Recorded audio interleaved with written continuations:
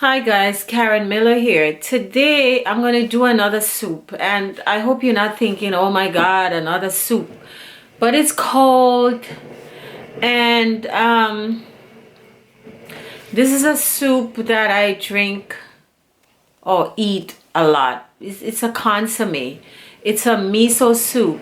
And I also wanted to do this soup because some people have been asking me about the fasting and what do you do after you coming off a fast. And I've hesitated for many months now to do a video on fasting because I don't want to get into trouble basically with anyone. I don't want anybody to say I did this and this happened or that happened. You know, I'm doing what works for me, and I don't want the FDA police also to come after me. Because they're getting very dangerous. You have to point out that I have to point out that this is what works for me when I do it, and I have to do a lot of disclaimers.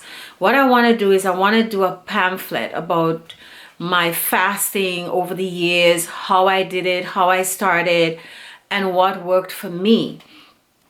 And some of the things that I do, obviously it's not on Dr. Sebi's list. For instance, I use a lot of lemon juice. I do the lemon juice fast with the lemon water with some maple syrup and cayenne pepper, cayenne powder.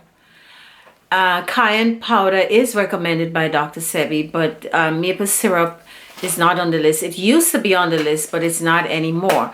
Maple syrup, I talked about maple syrup when I did that video many months ago about the list, and explained why I believe it's not on the list. But maple syrup has a lot of vitamins and minerals, and I think this is what prevents you. I know when I do a fast and I use that combination, whenever I feel hungry and I drink that mixture, my hunger goes away and I'm fine. And the lemons also have a lot of minerals. You can use lime, but I've been using the lemons. So I just want to put that out there. So what I want to do is write a pamphlet and tell you exactly what I do. And then it's up to you. And I will do all of the disclaimer and everything. You have to use common sense. I mean, if you want to do a fast and you start doing it and something happens, then you might decide, you know, to stop or go seek advice from a doctor or something. But I have done it. I never sought the advice of a doctor before I did it. Never had anything happen that I had to go to a doctor. I fasted and it was fine. And the longest that I've fasted is 3 weeks. And I was fine. Nothing happened. But again, we are all different. So you have to look at that when you decide to do something like that. And spring is fast approaching, and maybe this is something, you know, you do your spring cleaning. This is something you might consider doing. I know I like to do what I call a spring cleaning, you know, every spring around June, July, not July, I mean May or June. Or you can do it in April or March. As a matter of fact, I'm thinking of doing something next month in March. So maybe I might do something like I might do some live streaming where you come along with me and, you know, for my week of fasting and see what I do. Maybe we could organize something like that if you're interested. If you're interested, you email me and let me know, and then maybe I would consider doing a live streaming the first day, etc., etc. So I wanted to do the soup for that reason, coming back to what I'm trying to say. When you're coming off a fast, the first, second, third day, you have to slowly do that intake of solids. You cannot do a fast for a week or 2 weeks and then you just start chugging down food. You have to slowly. So a consomme is a good thing. So you do a consomme, a soup, you put all the veggies in it to get all of the minerals in it, and then you strain and you drink the liquid. So you getting in all of the minerals. And then the second day, maybe you add a little bit more veggies to it and you eat that. But you don't come off a fast and just start eating. You know, that's dangerous. So this is why I wanted to do that soup, because this is one of my favorite soups. It's a miso soup, and since we use the chickpea miso, I found an alternative to the soy, which is the chickpea miso. And I know that chickpea miso, people have said to me, oh, but it has brown rice in it. Well, it does. I mean, what can we do? Nothing is perfect, and it is fermented. You're not actually eating rice, brown rice, all right, or white rice. This is part of the process. This is the best I can do as far as miso paste, which I use in a lot of my recipes for the extra flavor. Like I keep saying, if you don't have these things, you're not gonna stay on this transition, on this way of eating. You're gonna backslide, because your food has to have flavor. We eat for flavor, we eat for enjoyment, and we also eat for nutrition. So you have to have the flavor, especially when you're trying to transition from being a carnivore to somebody who just eats a plant-based diet. All right, so this is why I wanted to do this soup. So I hope I'm not doing overkill with the soup. This would be my third soup. I do have some other soups. I just didn't upload it yet, but I do have some other soups with the mushroom, which was delicious. But I'm going to decide, maybe at some point in the spring, I'm going to upload that video. But the reason why I wanted to do the miso is, number one, for the fasting, and number two, for when you're coming down with a cold or a flu, because there's a lot of ginger, lots and lots of ginger in that soup, and the cayenne, and we're gonna add some sea vegetables to it. All right, so I'm going to do that soup, and I'm also going to give you a little remedy for the cold when you feel it coming on. I'm gonna give you some remedies for that, but I have other remedies that's going to be on my Patreon. So you need to go on my Patreon, where I'm going to give you some more remedies. And one of the things that I really want to talk about is the bitter melon. The bitter melon, which again is not on Dr. Sebi's list, but here is the bitter melon. This is what it looks like. And I remember growing up as a child, my mother, not this, we did not eat this. We used to drink a lot of the leaves of this bitter melon plant, and we call it Karila bush, or we said SCK. We used to say SCK or Karila bush. And I remember whenever we were coming down with a cold, my mother would go and get this. It's like a vine. It just grew all around the fence. She would grab some of these things and she would make tea. It's a blood cleanser, and it would get rid of the cold and the fever. As a child, I remember drinking this thing. It's the most bitter thing that you would ever have in your life, but it's good. 2 weeks ago, I felt myself coming down with a cold, and you know, the flu is just rampant. People are dying from the flu, children, elderly, everybody. I mean, it knows no bounds in terms of class or age or whatever. People are just dropping from the flu. So I felt myself coming down with this cold, and I boiled the bitter melon and I drank the tea from it. And this shit, it cleared up in 2 days. That thing just dried up. It was gone. I gave it to my son. I gave it to my daughter. Within a few days, it was gone. So I'm telling you, that bitter melon is very good. It is not on Dr. Sebi's list, but I'm telling you, it works. And this is the same thing that is also, well, it works for diabetes. Again, I don't want the FDA coming after me. You have to be very, very careful, because they want people taking all of their drugs with the side effects that kills you a lot faster than something like bitter melon. Bitter melon is super, super good for diabetes. This is what I use for, you remember I told you last spring about this family member that had the stroke and then was diagnosed with diabetes. This is what she uses, and her diabetes is getting better from using the bitter melon. So I'm going to be giving you some recipes on my Patreon with this bitter melon for the cold and the flu and for diabetes. I'm going to be cooking this a lot. I'm going to be doing a lot of recipes. If you have diabetes, this is what you need to eat. Everybody all over Asia and the Caribbean know that. I mean, we know this. I've been eating this since, drinking the tea from this since I was a child. And this bitter melon, it grows. It's amazing. When it ripens, this is the green part. When it ripens, because I remember we coming from school and along the road, these things are growing everywhere, and it's a very, very bright orange. This green turns into a very, very bright orange, and when you open it, the seeds is a bright red, and it's sweet. It's amazing, because something that is so bitter, the seeds, it has like a skin or a film over the seed, and it's red.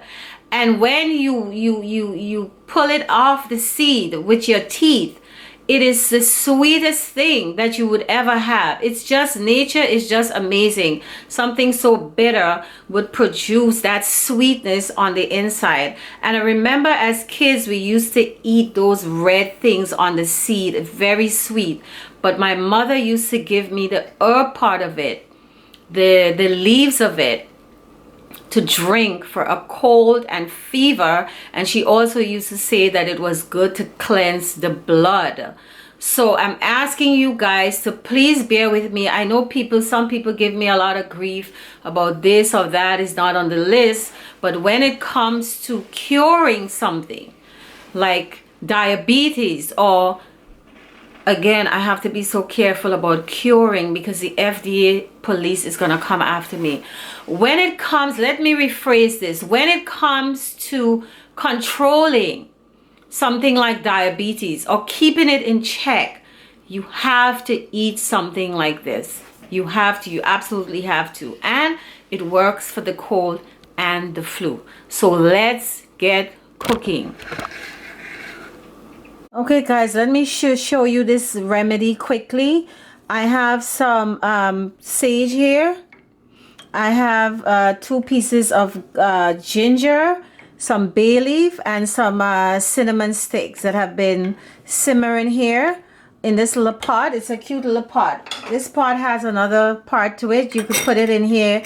You can put your things in here to infuse it, but I remove it sometimes and just put everything in there because it's hard to get the cinnamon stick in this glass here. And you know, it has a cute little cover like this.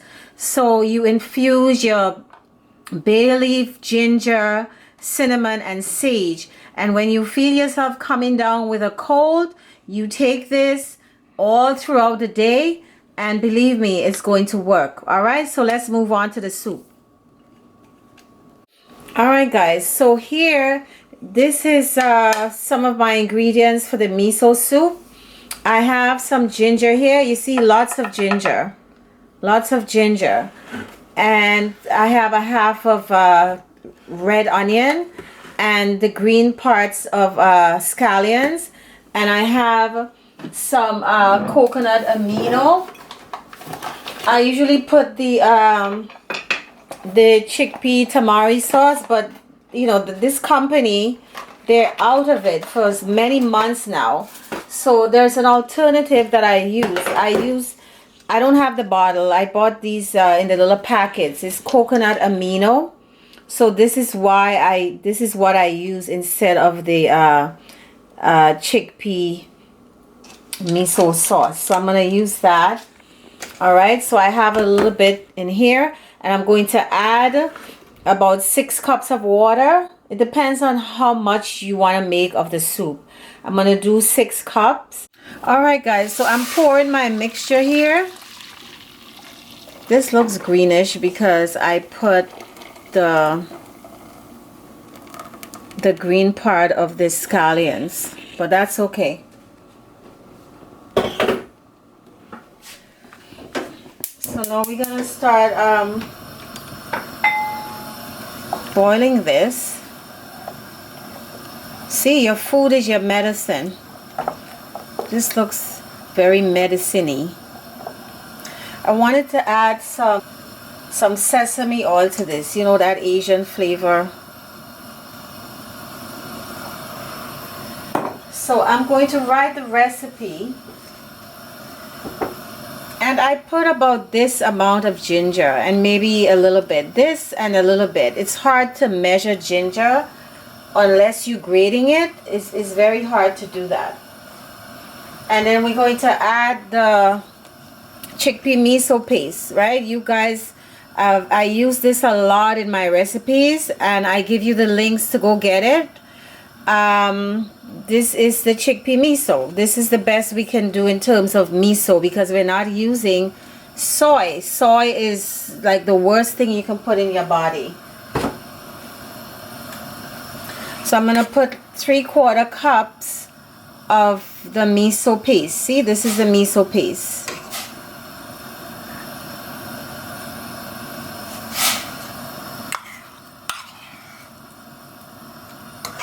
And we're going to stir this in and let it dissolve. And this is not going to take very long. As soon as this comes up, starts boiling, then you're done. And then we're going to add the white part of the green onions to this. Okay guys, so this has been simmering here for about 10 minutes. The paste, the miso paste, has dissolved, and I wanted to add some things to this, some sea veggies. This is kombu. This is what kombu looks like, and it really expands. It really expands. This sea vegetable. So I'm going to put the kombu, and then I'm going to put some wakame. You know, I've shown you this wakame before. It looks these tiny black little things, but then it expands into this green, beautiful. You see? This is what it looks like. See, this is what it looks like when it expands. So we're going to add some wakame. Again, this recipe is ripe for modification. You can do whatever you want with this, because you might want to make a bigger pot, right? So if you're making a bigger pot, you might want to add 1.5 cups of miso paste and a little bit more ginger. But I'm giving you this basic recipe, which is fabulous. If you feel yourself coming down with a cold or the flu, you drink some of this, and I'm telling you, it's gonna really make you feel a lot better. Alright guys, I'm gonna pour some of my tea here. It's steaming hot. I'm going to have this tea when I'm done with the video. Put this aside here. So we have our soup. Before I present the soup, I'm going to chop up some green chili to garnish and some green onions. You want to put the onions, you see green onions like this on top of the soup for more flavor, and it's going to be delicious. And I also wanted to add some green chilies. We're going to cut this on the diagonal.